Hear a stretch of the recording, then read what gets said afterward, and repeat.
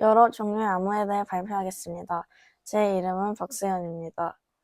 탐구 동기, 현대 사회에서 대규모 해킹 사건이나 보이스피싱 사건이 다수 일어남에 따라 어떻게 지금의 암호가 사용되고 지금의 방식이 고대로부터 어떻게 발전된 것인지에 대해서 알아봅니다. 탐구 목적, 각 암호의 기초에 대해 알아본다. 나, 고대 암호의 종류에 대해 알아본다. 다, 현대 암호의 종류에 대해 알아본다. 그리고 마지막으로 나만의 암호를 만들어 암호를 변환한다입니다. 암호의 기초 원리는 아래 사진과 같습니다. 어떤 사람이 안녕과 같은 평문을 넣으면 암호화 키를 이용해서 그 평문을 암호화시키게 되면 암호문이 나오는데, 어떤 사람이 그 평문을 보기 위해서는 암호화 키와 똑같은 복호화 키를 이용해서 자물쇠를 열면 됩니다. 고대 암호, 카이사르 암호. 카이사르 암호란 암호학에서 다루는 간단 치환 암호의 일종입니다. 카이사르 암호는 알파벳에서 일정한 글자 수만큼 밀어내는 방식을 이용합니다.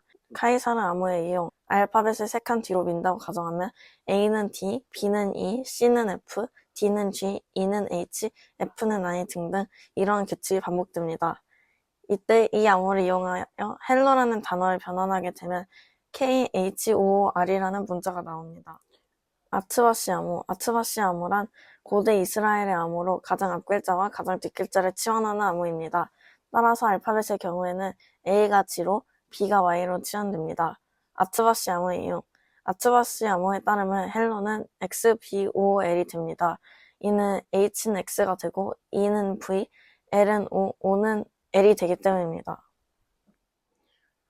고대 암호 중에 가장 마지막으로 스키테일 암호가 있습니다. 스키테일 암호란 막대에 긴 종이를 감고 종이를 돌리면 글씨를 쓰게 됩니다. 이 종이를 누군가에게 전한 후 그 사람이 같은 둘레 막대에 그 종이를 감게 된다면 그 암호가 드러나게 됩니다. 스키테일 암호의 이용, 이처럼 종이에 쓴 글자를 돌리면서 보게 되면 비밀 암호가 드러나게 됩니다. 현대 암호, AES 암호. AES 암호란 현대에서 가장 많이 사용하는 대칭키 암호들 중 하나입니다. 1990년 미국에서 이전에 사용하던 암호가 더 이상 큰 성능을 보이지 못하고 있다는 사실을 알고 새로 암호를 만들기 위해 생긴 것이 이 암호인데, 이 암호는 다른 암호에 비하여 키가 아주 짧아서 효율적이고 무차별 대입 공격에 대해서 강한 편입니다.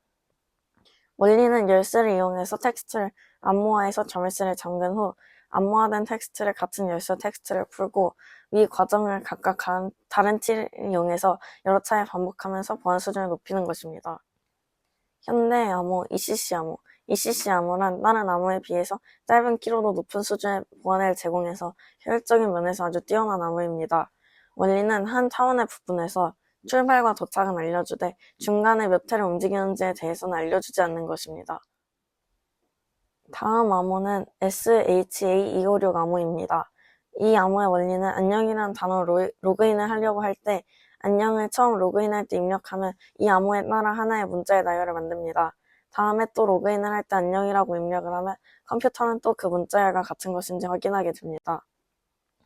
마지막 나만의 암호입니다. 규칙은 알파벳 순서대로 각각 1부터 26까지 하나의 숫자를 각각 순서대로 대입하는 것입니다. 이 이후 카이사르 암호를 이용해 뒤로 3칸씩 미룹니다. 이때 헬로를 이 암호로 변화시키면 17, 14, 14, 17이 되게 됩니다. 다음은 제 포트폴리오이고요. 마지막으로 알게 된 점에 대해 알려드리겠습니다. 암호는 시간이 지남에 따라 더 정교해지고 보안 능력이 강해지고 있습니다. 또한 이전에는 보이는 암호, 즉 비밀로 누군가에게 전달하기 위한 암호를 만들었다면 이제는 소프트웨어에서 해킹을 방지하기 위해 암호를 더 많이 만들고 있습니다. 이를 통하여 요즘 더 많이 일어나고 있는 해킹 사태에 대비하고 있다는 것을 알 수 있습니다. 감사합니다.